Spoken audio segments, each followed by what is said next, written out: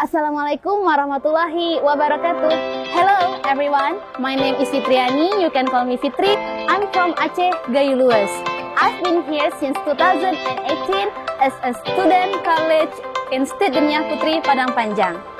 I'm really thankful to God that has given me chance to study in Stit Dinia Putri Padang Panjang. Why do I say that?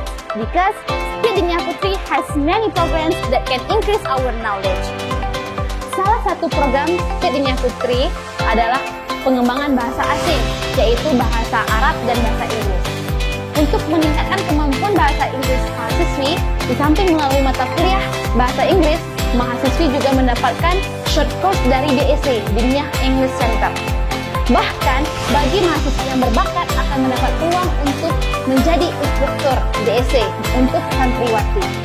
Stit Dinia Putri juga mewajibkan sidang skripsi dengan 3 bahasa, yaitu bahasa Arab, bahasa Indonesia, dan bahasa Inggris. Wow, it's amazing, right? Kenapa kita harus mengembangkan bahasa Inggris?